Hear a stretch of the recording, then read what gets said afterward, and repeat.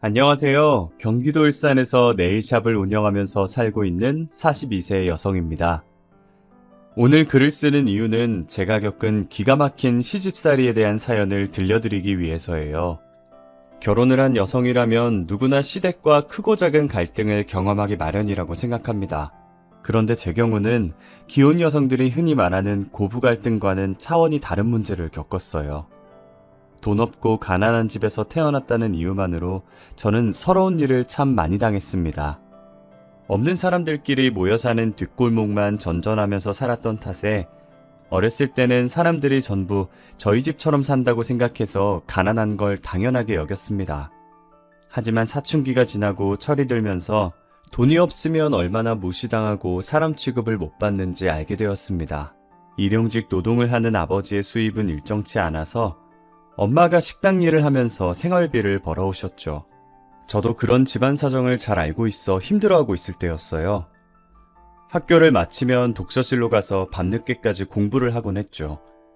제 방이 따로 없어서 공부하기 힘들어하니까 없는 형편이었지만 엄마께서 독서실을 끊어주셨어요. 평소처럼 독서실에서 공부를 마치고 엄마와 같이 집에 가려고 식당으로 갔는데 어떤 아저씨가 서빙을 하는 엄마의 손을 잡고 억지로 자기 옆에 앉히려고 하더라고요. 내일 모레 50인 여자 얼굴이 왜 이렇게 고운 거야? 조금만 꾸미면 처녀라고 해도 믿겠어. 자, 앉아서 술 좀 따라봐. 사장님, 도대체 왜 이러시는 거예요? 제가 지금 바빠서 앉아있을 수가 없어요. 어허, 아무리 바빠도 단골 손님은 챙겨야지. 엄마가 싫다고 해도 환갑을 넘긴 것 같은 아저씨는 막무가내였어요. 끝까지 엄마의 손을 잡고 놔주지 않더라고요. 식당 여주인도 보고만 있는 게 손님 시중을 들어주라고 눈치를 보내는 것 같았어요. 엄마가 하는 수 없이 술을 따라주었는데 아저씨는 노골적으로 엄마를 바라봤습니다. 어딜 보시는 거예요? 이러지 마세요. 수치와 모욕감을 느낀 엄마가 바로 자리에서 일어서자 아저씨가 화를 내면서 상을 엎어버렸어요. 야, 누가 연애를 하자고 했어? 말동무나 해달라는데 왜 이렇게 비싸게 굴어? 에이, 술맛 다 떨어졌네. 아저씨는 기분을 잡쳤다면서 계산도 하지 않고 나가버렸어요. 돈을 못 받은 게 분했는지 여주인이 엄마를 불러서 몰아세우더라고요. 이런 일 하다 보면 단골 손님들 비위도 맞춰줘야지. 뭐가 잘났다고 손님한테 대들어. 이따위로 할 거면 나오지 마. 너 때문에 손님 더 떨어지면 어쩌라고 그래? 여주인이 거세게 몰아붙이자 엄마는 그저 죄송하다고 사과를 할 뿐이었어요. 저는 식당 밖에서 모든 걸 지켜보고 있을 수밖에 없었답니다. 이게 다 나 때문이구나. 날 키우느라 내가 대학 가겠다고 공부하느라 엄마가 저 고생을 하는구나 싶더라고요. 그래서 저는 그날 대학 진학을 포기했어요. 하루라도 빨리 돈을 벌어서 지긋지긋한 가난에서 탈출하는 게 제 인생의 목표였죠. 졸업을 하고 일자리를 찾아 동분서주 뛰어다녔지만 고졸의 사회 경험도 없는 초년생을 받아주는 회사는 없었어요. 다행히 그때 제 사정을 딱하게 여긴 담임 선생님께서 도움을 주셨죠. 고3 담임을 맡으셨을 때 제 집안 고민을 들어주면서 가끔씩 맛있는 것도 사주시고 응원해주신 분이라서 졸업 후 스승의 날에 찾아갔을 때였어요. 모교로 가서 선생님을 뵙자마자 제 취직 걱정을 해주시더라고요. 스승의 날이라고 와준 거야? 취직하느라 여유도 없을 텐데 무슨 시간을 다 내줬어. 안 그래도 취직하기가 힘들어서 포기하려고요. 일단 알바 먼저 해보려고 알아보고 있어요. 아, 그러니 요즘 경기가 안 좋아서 좋은 일자리 찾는 게 쉽지가 않더라. 제가 시무룩하게 고개만 끄덕이고 있으니까 선생님께서 잠시 생각하시더니 제 일자리를 알아봐 주시겠다고 하더라고요. 내 지인의 지인이 사업을 하고 있는데 사무일을 맡아줄 격리가 필요하다고 하더라. 내가 한번 알아봐 줄게. 정말요? 말이라도 감사해요. 저를 생각하는 선생님의 배려는 고마웠지만 크게 기대하지 않았어요. 그런데 며칠 후에 선생님께서 그 회사로 가서 사장을 만나보라고 하시더라고요. 기쁜 마음으로 사장님을 보러 갔는데 생각보다 면접 자리가 편안하더라고요. 사장님께서 저를 보더니 예쁘다, 야무질 것 같다, 귀엽다는 칭찬을 해주셨어요. 무섭고 딱딱한 분위기일 것 같아서 전날에 잠도 잘 못 잤는데 괜히 긴장했다는 생각이 들었어요. 정수미, 네가 수미구나. 앞으로 같이 일할 사람이니 말 놔도 되겠지? 네, 그럼요. 저를 본 사장은 대뜸 말을 놓겠다고 한 게 좀 그랬지만 어른이니 그러려니 했어요. 사장님께서는 선생님을 통해서 저에 대해서 모두 들었다고 하시더라고요. 봐서 알겠지만 작은 무역회사야. 일은 크게 힘들지 않을 거야. 문제가 생기면 나하고 상의하면 돼. 내일부터 나와. 네? 이렇게 바로요? 왜? 다른 직장 구했어? 아니요, 그건 아닌데. 그럼 내일부터 출근하면 되겠네. 사무실 주소는 문자로 보내줄게. 지금 생각해도 참 이상한 게 몇 마디 물어보지도 않고 출근을 하라고 했거든요. 그런데 저는 첫 직장이라 세상 물정 모르고 시작을 했던 것 같아요. 다음 날부터 사장님이 알려주신 주소로 출근했는데요. 지금 생각해도 정말 기억하고 싶지 않네요. 사장님께서는 절 딸처럼 생각하신다면서 계속해서 저에게 추근덕댔어요. 간단한 복사와 팩스 보내는 법을 알려주신다더니 제 손을 만지려고 애쓰더라고요. 너무 무서워서 하지 말라고 소리치고 싶었지만 입이 떨어지지 않더라고요. 내일은 절대 출근하지 않으리라 생각하면서 퇴근하는 시간만 기다렸어요. 그런데 사장님께서 퇴근 시간까지 절 붙잡고 안 놔주셔서 깜짝 놀랐어요. 지금 어디 가려고? 내가 데려다 줄게. 아니다. 퇴근하고 뭐해? 같이 저녁 먹고 가라. 집에 가야 해요. 이거 놔주세요. 내가 뭘 했다고 그래. 손만 살짝 스쳤구먼. 피하기만 하고. 내가 그렇게 더러워? 아니요. 그게 아니라. 울긴 왜 울어? 내가 뭘 했다고? 나는 딸같이 챙겨주려고 그랬던 거야. 어디 가서 나 때문에 울었다고 하기만 해봐. 제가 눈물을 흘리니까 사장님도 선생님이 생각나는지 절 놔주시더라고요. 면접 때부터 이상하다고 생각했었는데 출근을 한 게 참 바보 같았죠. 지금은 안 그러지만 그때는 너무 어렸고 세상 물정 몰랐어요. 지금 저에게 그런 일이 일어났다면 통쾌하게 한 방 먹여줬을 텐데 말이죠. 당하고만 있던 게 얼마나 분했는지 가끔 그 사장의 얼굴이 아른거려서 속이 부글부글 끓는답니다. 퇴근한다며? 얼른 가! 선생님한테 이르면 너 오늘 일한 거 돈이고 뭐고 없다? 이 바닥에서 일 못하게 할 거니까 그렇게 알고 있어. 사장도 제가 서럽게 우니까 다시 안 올 거라고 생각했나 봐요. 담배를 뻑뻑 피면서 제가 가는 모습을 지켜보고 있더라고요. 그날 집으로 가는데 어찌나 서럽던지 회사가 다 이런 곳인가 싶었어요. 제가 1시간 떨어진 집에 도착하니 선생님께서 전화를 주셨어요. 이게 대체 무슨 일이야? 일하다가 갑자기 뛰쳐나갔다며?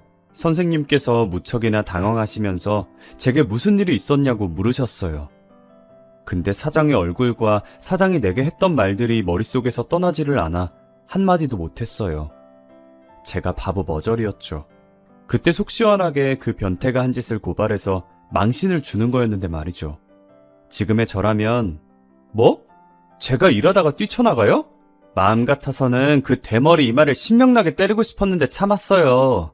날 딸이라고 생각한다고 해놓고 아주 지 마누라 마냥 만지더라고요. 선생님은 어떻게 그런 놈을 소개시켜 주실 수 있으세요? 라고 소리쳤을 거예요. 하지만 그 당시에는 손을 만지거나 허리를 감싸는 것뿐이라서 이걸 말해봤자 소용이 있나 싶더라고요. 무슨 일이 있었던 건 아닌데 일이 잘 안 맞아서 힘들어서 그랬어요. 그래서 이렇게 말해버리고 말았어요. 선생님은 할 말을 잃으셨는지 한숨을 쉬면서 저보고 쉬라는 말만 하시더라고요. 그 뒤로 담임쌤과 연락도 끊겼어요. 정말 힘든 시기였죠. 사람 만나기가 힘들었고 특히 그 사장과 비슷한 연령대의 남자를 만나면 머릿속이 새까매지는 기분이 들었어요. 취직을 하려고 면접을 보러 가면 항상 사장 또래가 저를 맞이하니 면접을 잘 볼 수 있을 리가요. 회사에 가서 또 부당한 짓을 견디고 있어야 한다는 생각에 사장님이나 대표님의 질문을 해도 한마디도 하지 못했어요. 그래서 바로 취업을 하지 못했답니다. 혼자서 할 수 있는 일이 뭐가 있을까 생각했는데 매일 가던 편의점이 생각나더라고요. 그곳에서는 사장 또래가 안 보였고 30대 정도 되어 보이는 남자가 늘 카운터를 보고 있었거든요. 그래서 급한 대로 편의점에서 알바를 시작했어요. 편의점 사장님은 31살의 젊은 남자였어요. 사장님은 남자치고는 말이 많은 편이어서 수다스럽다는 느낌이 들 정도였어요. 사장님과 같이 일할 때 힘든 점이 한 가지 있었어요. 그가 재미없는 농담을 해도 웃어줘야 한다는 겁니다. 수미야, 내가 재밌는 얘기 해줄까? 사장님은 정말 재미있는 이야기라고 했지만 제가 이미 알고 있는 것이었죠. 하지만 저는 사장님의 말에 맞장구를 쳐줘야 했어요. 네, 사장님 너무 웃겨요. 진짜 재미있으세요. 만약 그렇지 않으면 사장님은 삐쳐서 토라져 버렸거든요. 그건 말고 어려운 건 없었어요. 어쩌다 진상 손님들이 있었지만 사장님이 처리해줬습니다. 수미야, 우리 둘만 있을 때는 편하게 오빠라고 불러. 아, 그래도 사장님인데. 야, 우리 사이에 뭐 어때? 괜찮아. 처음에는 어색해서 오빠라는 말이 입 밖에 나오지 않았지만 1년이 지나자 저는 사장님을 자연스럽게 오빠라고 부르면서 슬며시 말을 놓기도 했어요. 그러다가 자연스럽게 저한테 남자친구는 있냐, 엄마 아빠는 뭐 하시냐, 학교는 안 가냐 등등 다양한 질문을 하시더라고요. 당연히 저는 불편한 질문들이라서 그럴 때마다 표정이 굳었죠. 그냥 뭐 엄마 아빠는 일하시고 학교는 가기 싫어서 안 가는 거예요. 아니, 나는 네가 궁금해서 물어봤던 건데 기분 나빴어? 자꾸 물어보셔서 좀 그래요.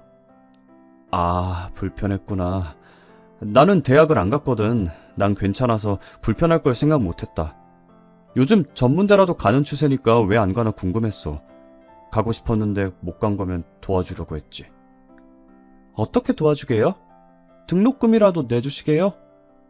네가 공부하고 싶으면 그렇게 해줄게. 도대체 왜요? 처음에는 나한테 원하는 게 있나 싶었어요. 저한테 트라우마를 안겨준 그 대머리 사장이 생각나서 의심이 가더라고요. 세상에 공짜가 어디 있나요? 저는 무슨 꿍꿍이가 있어서 이런 거라고 생각했는데 편의점 사장이 뜻밖의 말을 꺼냈어요. 내 동생이랑 닮아서 그래. 내 동생이 대학 가고 싶어 했는데 그때 형편이 안 좋아서 못 갔거든. 그렇게 여유 있음 지금이라도 보내면 되잖아요. 집을 나갔어. 가난해지니까 가족들이랑 사이가 안 좋아지더라고. 지금이라도 돌아와서 대학 가겠다고 하면 좋겠다. 그럼 당장이라도 보내줄 텐데. 사장님이 씁쓸한 표정으로 동생이 그립다고 말하는데 마음이 흔들리더라고요. 가난이라는 게 참 무섭다고 말하는데 공감이 가기도 했죠. 사장님이 어떻게 해서 성공했는지 무용담을 들려주는데 너무 멋진 사람이라는 생각이 들었어요. 편의점 하기 전에 별의별 짓을 다 해봤어. 평범한 회사인 줄 알았는데 들어가 보니까 다단계 회사인 거 있지? 조용히 나오느라 고생했었지. 그때는 정말 세상 물정 몰랐어. 주식 공부해서 번 돈 아니었으면 편의점도 못 차렸을걸? 어떻게든 가난에서 벗어나려고 주식은 물론 공무원 공부, 자격증 공부, 공부랑 공부는 다 해봤다고 하더라고요. 이 사람이라면 배울 점이 많겠다 하는 생각이 들자 자연스럽게 마음의 문이 열렸던 것 같아요. 그러다가 단둘이 술을 마시는 일도 잦아졌죠. 처음 며칠은 편의점 근처 술집만 찾았지만 시간이 지나자 사장님 집에서만 먹게 되었어요. 퇴근 후 술을 마시는 횟수만큼 저희들 사이는 점점 가까워졌죠. 그때부터 저는 사장님에게 반말을 할 수 있게 된 것 같아요. 제가 너무 방심해서일까요? 결국 넘지 말아야 할 선을 넘고 말았죠. 술김에 딱 한 번 잤는데 한 달 뒤에 전 임신을 했다는 사실을 알게 되었어요. 그래도 전 오빠를 믿었어요. 설마 애를 지워라, 어떻게 해봐라, 책임 전가하지는 않겠지 싶었습니다. 그런데 생각과는 다르게 애를 가졌다는 말을 꺼내자 오빠의 얼굴이 심각해지더라고요. 애가 생길 거라는 생각은 전혀 못했는데. 뭐라고? 지금 그 반응은 뭐야? 아니, 왜 화를 내? 책임지면 될 거 아니야. 그런데 왜 그렇게 말을 해? 어차피 책임질 거 좀 좋게 말해줄 수 없어? 내가 뭘 했다고 그래? 한숨 쉰 게 그렇게 잘못했어? 정말 할 말이 없어지더군요. 울며 겨자 먹기로 책임지겠다고 하는 것 같았지만 어쩔 수 없었어요. 지울 용기도 없었고 지우고 싶지도 않았어요. 오빠 집안이 돈이 많은 알부자라는 걸 알고 있어서 내심 애만 키우면서 돈 걱정 안 해도 되겠구나 싶었거든요. 하지만 좋다고만 생각했던 장점이 결혼을 해보니 가장 큰 문제라는 생각이 들더라고요. 시댁에 돈이 많은 게 무슨 문제가 되냐고 생각하시겠지만 반대로 제 친정에 돈이 너무 없어서 문제였어요. 처음에는 그런 생각을 못했는데 시어머니를 만난 다음에 돈이 없으면 결혼도 쉽지 않다는 걸 깨닫게 되었습니다. 저희 집안의 가난이 얼마나 컸는지 시어머니께서 제가 고졸에 혼전 임신을 했다는 것조차 신경 쓰지 않으셨어요. 오직 돈 문제를 걸고 넘어지시더라고요. 네, 내가 우리 아들한테 들은 게 있는데 아버지는 노가다하고 엄마는 식당에서 서빙을 하고 있다고? 네, 어머님, 맞아요. 집도 없이 월세방에서 지내고 있는 것도? 네, 맞아요. 제가 기가 죽어서 기어가는 목소리로 말하니까 시어머니는 기가 막힌 표정을 지으셨어요. 그런데 편의점 알바를 하고 있어? 나이도 젊은 게 어디 취직도 안 하고? 하고 싶은데 사정이 있어서. 사정은 무슨 사정? 집안이 그 꼴이면 제대로 된 직장을 갈 생각을 해야지. 편의점 알바로 하루 벌어서 하루 먹고 살 생각하면서 어떻게 딸을 시집 보낼 생각을 하니? 너도 그렇고 네 부모는 염치라고는 없는 거니?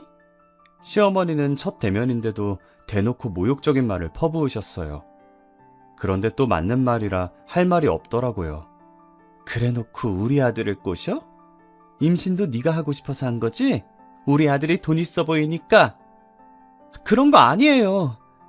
긴 말 할 거 없어. 난 이 결혼 반대야. 없어도 이렇게 없는 집안하고 사돈 맺었다가는 우리 집안까지 거덜나고 말 거야. 엄마, 그게 무슨 소리야. 요즘 세상에 돈으로 결혼하는 사람이 어딨어? 그리고 애를 가졌는데 그냥 두면 어쩌라고. 이 녀석이 뭘 잘했다고 큰 소리야. 애 때문에 저런 거지 발싸개 같은 것한테 발목 잡혀서 평생을 살겠다는 거니? 시어머니는 단호하게 나오니까 잠자코 보고만 있던 아주버님까지 나오시더라고요. 엄마, 엎질러진 물이야. 진호가 성급했던 건 맞지만 재수 씨를 미혼모로 만들 수는 없잖아. 그러면서 이 동네에서 나고 자랐는데 소문이라도 나면 어쩌냐고 귓속말을 하는 거 있죠. 아주버님이 편의점도 이제 자리 잡아서 장사가 잘 되고 있다고 다 들리게 속닥거리시더라고요. 이보다 좋은 부지도 없다면서 지금 하고 있는 식당도 옮기면 우리가 손해라고 쑥덕거리는데 일부러 들으라고 하는 말인지 속이 상해서 고개만 숙이고 있었습니다.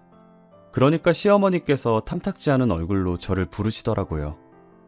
나는 며느리가 집안에서 놀고 먹는 꼴은 못 본다. 결혼하면 내 식당에 나와서 일하거라. 식당이요? 그래, 우리 집안이 잘 사는 건 알고 있고 내가 땡땡 식당 운영하고 있는 거는 모르고 있었나 보지? 시어머니가 비꼬는 말을 들으니 정신이 번쩍 뜨이더라고요. 땡땡 식당은 동네에서 맛집으로 유명한 큰 식당이었어요. 그 식당이라면 꽤 오랫동안 돈을 갈퀴로 모았을 텐데 제가 남편을 쳐다보고 있으니 어색하게 웃기만 하더군요. 제 예상이 맞았어요. 남편이 예전에 어려웠고 동생이 대학을 못 갔고 했던 것들이 다 거짓말이었던 거였어요. 제가 시댁을 나오면서 왜 거짓말했냐고 물어보니 남편이 오히려 뻔뻔하게 나오더라고요. 아니, 내가 언제 그런 말을 했어? 술 먹다가 헛소리한 걸 잘못 들은 거 아니야? 이런 작자한테 넘어가 임신을 하다니 그저 제 외모만 보고 한번 잤으면 해서 이런저런 말로 제 마음에 들려고 떠본 거였어요. 제가 대학 이야기나 돈 이야기, 집안 이야기를 할 때마다 퉁명스럽게 변하고 옷도 추레하게 입으니 이런 이야기를 하면 좋겠다 생각했던 거죠. 당신 거짓말하니까 좋아? 나랑 자려고 별수를 다 썼구나. 남편은 제가 비꼬는 말을 내뱉었는데도 끝까지 그런 말 한 적 없다고 하더군요. 제가 식당은 왜 말 안 했냐고 물어보니까 원래 그 식당은 시아버지 소유였는데 몇 년 전에 시아버지가 세상을 떠나면서 시어머니께 유산으로 물려주었다고 해요. 그래서 자기 거가 아니라 시어머니 거라고 하더라고요. 왜 이렇게 기분 나빠해? 오히려 좋아해야 하는 거 아니야? 이 동네 사람들 외식하면 무조건 땡땡 식당으로 오는 거 너도 알고 있잖아. 알고 있어서 할 말이 없었어요. 남편은 기억이 나지 않는다고 우기지 식당에서 나오는 수입도 엄청나지. 제가 여기서 무슨 말을 하겠어요. 저와 제 아이가 버려질 뻔했지만 이 맛집 때문에 우여곡절 끝에 결혼을 하게 되었으니까요. 다행이라고 생각하려고 노력했죠. 하지만 그때부터 가시밭길 같은 저의 시집살이가 시작되었어요. 시어머니는 임산부인 제 사정은 조금도 생각해주지 않고 식당 일을 시켰습니다. 옛날에는 애를 낳기 바로 전날까지 밭에서 일을 했다. 애가 졌다고 핑계대면서 게으름 피울 생각은 안 하는 게 좋을 거다. 저는 시어머니의 감시를 받으면서 식재료들을 옮기거나 다듬어야 했죠. 청소와 서빙까지 잠시도 쉬지 못하고 몇 사람 몫의 일을 해야 했어요. 어찌나 저를 부려먹던지 식당 직원들도 저를 애처로운 눈빛으로 바라볼 정도였습니다. 제가 눈물을 흘리면서 양파를 깠다, 대파를 다듬었다, 정신없이 일을 하고 있으니 얼굴에 흐른 눈물과 땀까지 대신 닦아주셨습니다. 아휴, 애 가진 며느리한테 너무하는 거 아니야? 저러다 애 떨어지면 어쩔 거야. 이제 익숙해져서 괜찮아요. 저는 재료 손질하고 갈 테니까 얼른 먼저 퇴근해 보세요. 에휴, 이걸 다 언제 하려고 퇴근하래. 같이 하자. 이런 식으로 제가 할 일을 도와주신 적이 많이 있었습니다. 시어머니는 카운터에 앉아서 탱자탱자 놀면서 말만 많다, 성질이 더럽다, 텃세가 심하다, 뒤에서 험담을 하는데 속이 시원할 때가 많이 있었습니다. 하지만 그것도 잠시, 식당 일하는 아주머니들보다 시어머니를 더 많이 보니 제 속은 썩어 문드러질 것 같았어요. 야, 이리 와봐. 진호가 편의점 알바를 뽑겠다는데 내일부터는 편의점에도 나가라. 괜히 비싼 돈 들여서 사람을 쓸 필요 없잖아? 주방 보조 일을 하고 있는 저를 다짜고짜 부르더니 편의점 일도 하라는 거 있죠? 정말 어이가 없는 말이었어요. 홀몸도 아닌 제게 식당 일을 마치고 밤에는 편의점에서 남편을 도와주라뇨. 네? 어머니, 저 홀몸이 아니라서 힘들어요. 제가 그럴 수 없다 조심스럽게 이야기하니 남편도 옆에 서서 짜증을 내더라고요. 엄마 미쳤어? 지금도 힘들게 일하는데 편의점에 나와서 두탕을 뛰라는 거야? 그러다 유산이라도 하면 어쩌려고 그래? 넌 닥치고 가만히 있어. 자꾸 대들면 편의점 팔아버릴 거야? 내가 애야?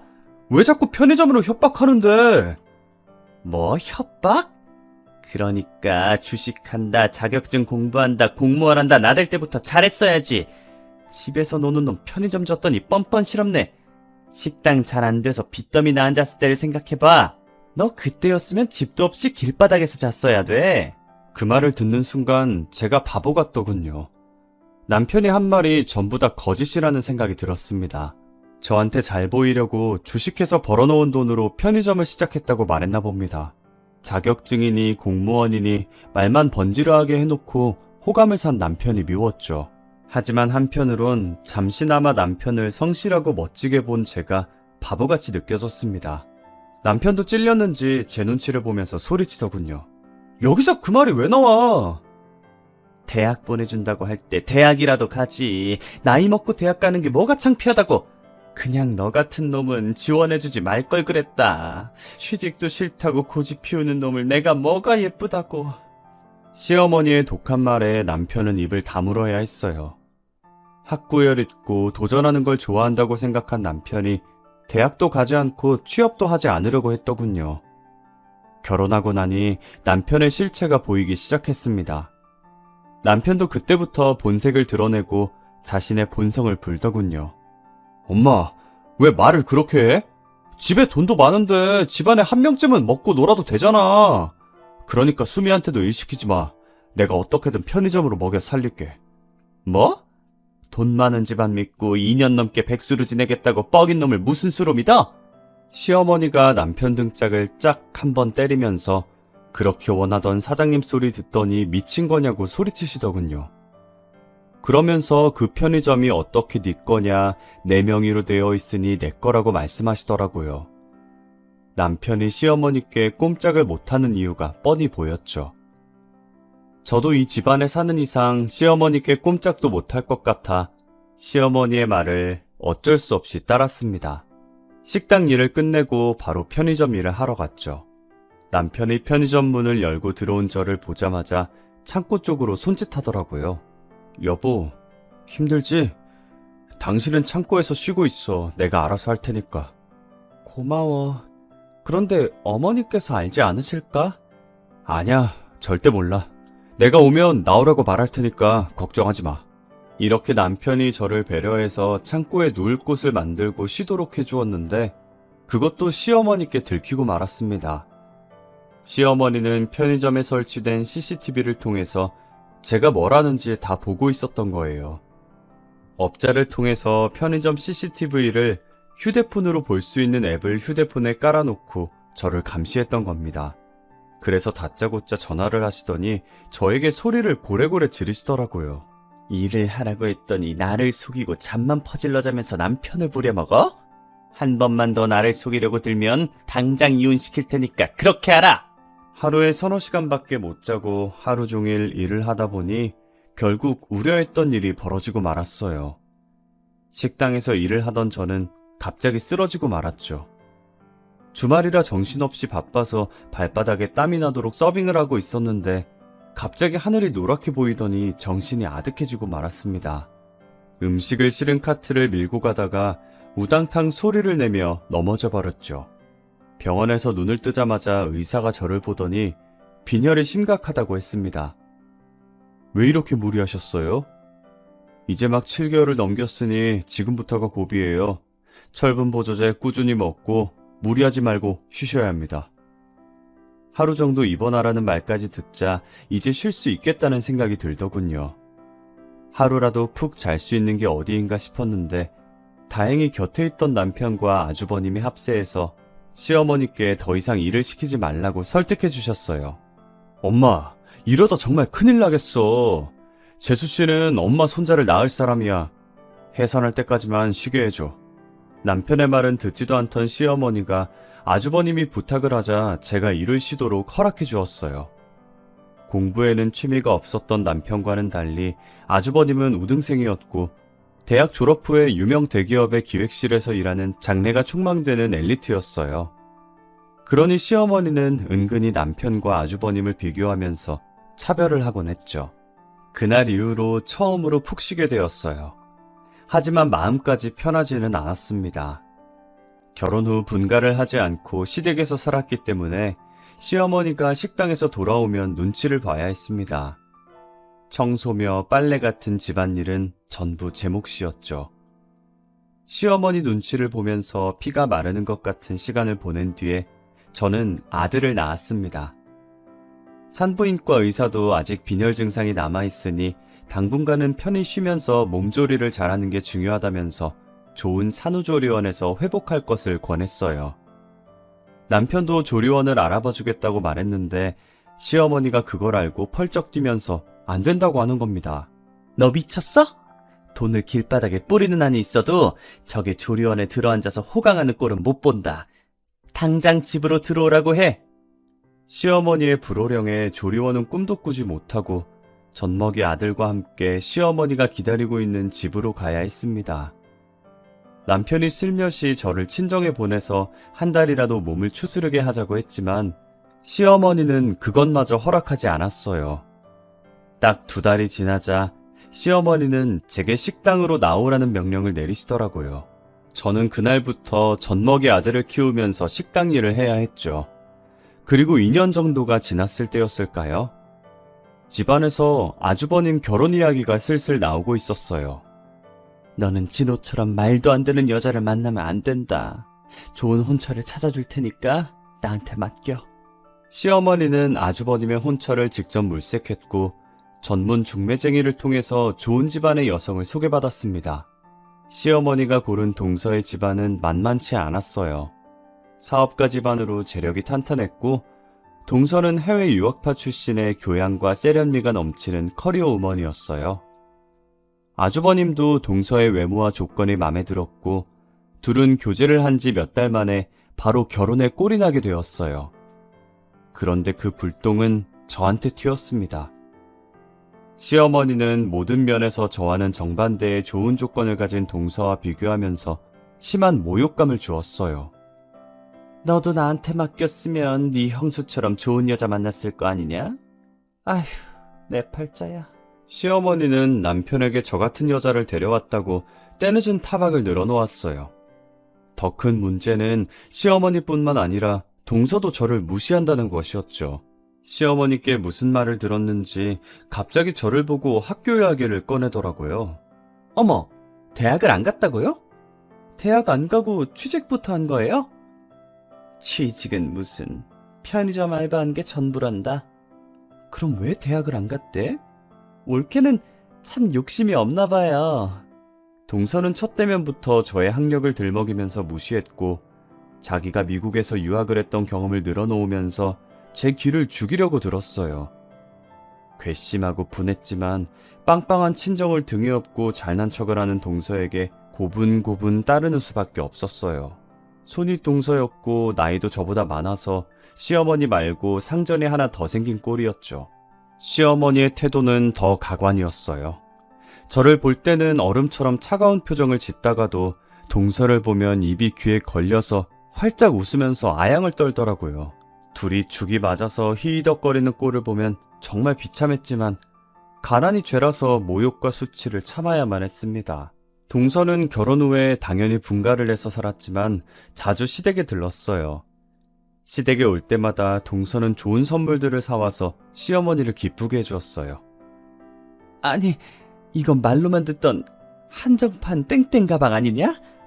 세상에, 돈 주고도 못 산다는 걸 어떻게 구했니? 국내에서는 당연히 못 사죠. 파리에 있는 친구한테 부탁해서 어렵게 구했어요. 마음에 드세요? 마음에 들다마다지. 고맙구나. 며느리라고 하나 더 있는 건 지금껏 시애미한테 선물이라고는 할 줄 모르는데 내 생각해주는 사람은 너밖에 없구나. 둘은 만나기만 하면 저를 무시하게 바빴어요. 동서가 임신을 하게 되자 시어머니의 차별은 극에 달했습니다. 이제부터 절대 무리하지 말고 푹 쉬면서 몸조리하거라. 애 낳고 나면 호텔 같은 조리원을 예약해놨으니까 거기서 지내면 될 거야. 어머님, 정말 감사해요. 첫째는 어머니가 원하시는 아들 낳았으면 좋겠네요. 아니다, 요즘 세상에 딸이면 어떠냐? 넌 아무 걱정하지 말고 건강하게 애를 낳을 생각만 해. 아무리 제가 내세울 것 없다고 해도 며느리인데 대우하는 게 이렇게 다를 수가 있는지 기가 막히고 억울하기만 했어요. 동서는 출산을 했는데 아쉽게도 딸이었어요. 하지만 시어머니는 그저 좋아라 하면서 웃기만 하셨죠. 제가 아들을 낳았어도 쳐다보지도 않던 것하고는 딴판이었어요. 오히려 저보고 동서 뒷바라지를 하라는 명령을 하더라고요. 너 내일부터 큰애 조리원에 가서 뒷바라지 해준 다음에 식당으로 오거라. 오후에 늦게 나와도 되니까 큰애 잘 보살피도록 해. 시어머니는 저를 동서의 전속 몸종으로 임명해버렸어요. 선심 쓰는 것처럼 오후 늦게 식당에 나오라고 했지만 식당 저녁 장사는 4시 넘어서 준비를 시작하니 제게는 마찬가지였어요. 시어머니 명령이니 저는 별 수 없이 동서의 산후수발을 들기 위해 조리원으로 갔습니다. 그곳은 조리원이라기보다는 특급 호텔같이 최고급 시설들이 갖춰져 있었어요. 야, 물 좀 줘. 그리고 애 젖병 좀 물려줘. 평소에도 저를 함부로 대했지만 출산 후에 약간의 우울증 증상이 생긴 동서는 저를 더 거칠게 대했어요. 손가락 하나 까딱하지 않고 자기 애를 돌보는 일까지 제게 맡기더라고요. 어쩌다 제가 애를 울리기라도 하면 벼락같이 호통을 쳤어요. 야! 애를 왜 울려? 바보 같은 게 꼴값을 떨고 있네. 정말 성질대로 하면 뺨을 후려갈기고 싶었지만 그랬다가는 제 인생이 박살나게 되니 초인적인 힘으로 동서의 구박을 견뎌냈어요. 그러다 우연히 동서에게 내연남이 있다는 충격적인 사실을 알게 되었어요. 조리원에 도착해서 동서가 혼자 쓰는 방으로 들어가려고 하는데 동서가 누군가와 통화를 하고 있었어요. 자기야, 잘 지내? 너무 보고 싶어. 내일 조리원으로 한번 올래? 뭐? 괜찮아? 여기 들락거리는 년은 내일 오지 말라고 할게. 그래, 남편은 편의점 본다고 정신없어. 시모가 진짜 구두쇠라서 돈이 많아도 사람을 안 쓰려고 하더라고. 아, 시댁에서는 당연히 내가 다른 남자에 나온 거 모르고 있지. 그걸 알고 있으면 그 노인네가 가만뒀겠어? 처음에는 아주버님과 통화를 하는 줄 알았는데 마지막 말에 저는 얼어붙고 말았어요. 동서가 다른 남자애를 낳았다니. 제가 충격에 빠져 있다가 몇 분 뒤에 방 안으로 들어가니 동서가 자기 친구들이 올 거니까 내일은 오지 말라고 하더라고요. 그래서 결심했습니다. 그날 적당한 기회를 보다가 동서가 샤워를 하는 틈을 타서 그녀의 휴대폰을 살펴보기로요. 비밀번호가 걸려 있었지만 그 전에 얼핏 봤는데 단순한 패턴이라서 쉽게 기억할 수 있었어요. 패턴을 열어 톡과 문자 등을 빠르게 훑어보았는데 내연남과 주고받은 낯뜨거운 말들이 가득 있었습니다. 정말 충격적이었던 건 내연남이 그녀에게 보낸 사진들이었어요. 내연남은 동서와 은밀한 관계를 가질 때 그 모습을 사진으로 찍었고 그걸 동서에게 보냈던 겁니다. 정말이지 소름 끼치는 변태들 같았어요. 저는 떨리는 손으로 동서가 샤워실에서 나오기 전에 모든 증거들을 제 휴대폰으로 전송해 놨습니다. 그리고 다음날 식당으로 갔죠. 조리원에 있을 시간인데 여기는 왜 왔어? 시어머니는 저를 보자마자 핀잔을 주시더라고요. 저는 어머님이 뭐라 하든 간에 휴대폰을 열어서 동서와 내연남이 저지른 낯뜨거운 사진들을 보여주었습니다. 사진을 본 시어머니는 입이 딱 벌어졌고 충격을 받아서 아무 말도 못하더라고요. 제가 조리원에 갔다가 동서가 이야기하는 걸 들었는데 다른 남자애를 가졌다고 하더라고요. 애라고? 우리 며느리가 다른 남자애를? 시어머니가 믿을 수 없다는 표정으로 절 보고 있길래 당장 조리원으로 가보자고 했습니다. 제 예상대로 동서는 방 안에서 내연남이랑 있다가 시어머니를 보고 얼굴이 하얗게 질려버렸습니다. 끼고 있던 팔짱을 풀더니 어색하게 웃으며 일어나더군요. 어머니 갑자기 무슨 일로... 너 다른 남자애를 뵀어? 그런데 우리 아들 애인 것처럼 군 거야? 어머니 그게 무슨 말이에요? 갑자기 와서 이런 말 하시니까 당황스러워요. 동서가 제 눈치를 보고 있더라고요. 하긴 들키더라도 저한테 들킬 가능성이 높았으니 저를 의심하는 거겠죠. 그래서 제가 쐐기를 박아버렸습니다. 동서, 제가 다 들었어요. 다른 남자애를 가졌다면서요? 동서가 낳은 애가 저 남자애예요? 옳게! 그게 무슨 소리예요? 이상한 소리 하지 마세요! 동서가 당황스러워하면서 얼굴이 새빨개지더라고요. 그래서 제가 그 모습을 비웃으면서 소리쳤습니다. 제가 이상한 것 같으면 친자검사 해봐요. 친자검사라뇨? 자기야 아니라고 말 좀 해봐. 동서가 안절부절 못하다가 결국 자기 입으로 실토하고 말았어요. 얼떨결에 내연남을 두고 자기라고 부르고는 아차 싶었는지 입을 막더군요. 그 소리를 듣고 열이 받은 시어머니가 동서의 머리채를 잡아챘어요. 뭐? 자기야? 이런 못된 것 같으니 감히 네가 바람을 피우고 다른 놈애를 낳아? 이런 쳐죽여도 시원치 않은 것! 시어머니가 동서 머리채를 뽑다 못해 얼굴도 쥐어뜯을 것 같아서 친자검사부터 해보자며 붙잡아서 말렸어요. 그 길로 얼른 어머님을 데리고 나와서 조리원 카페에 앉아 차 한 잔을 사드렸죠. 동서가 저를 씹은 만큼 동서에 대한 분노를 내뱉으시더라고요. 저는 그렇게 속 시원하지는 않았지만 앞으로 같이 지낼 시댁 분위기를 생각해 열심히 맞장구 쳤답니다. 덕분에 어머님은 좀 진정이 되신 것 같았어요. 출장 끝나는 대로 친자검사부터 해보라고 해야지. 내가 내 두 눈으로 봐야지 믿을 수가 있을 것 같다. 시어머니께서는 아주버님의 출장이 끝나자마자 동서의 불륜을 알렸어요. 그 길로 바로 친자검사를 한 결과 유전자 불일치로 나왔죠. 결국 동서는 엄청난 위자료를 물고 이혼당해야만 했습니다. 동서를 쫓아낸 다음에 시어머니는 그야말로 몸져 누웠어요. 엘리트 아들이 이혼남이 되었다는 사실에 믿었던 며느리에게 배신당했다는 생각에 큰 충격을 받은 것 같았어요. 며칠을 알아 누워있는 걸 제가 간호하고 있으니 어머님께서 갑자기 미안하다는 말을 꺼내시더라고요. 그래도 너밖에 없다.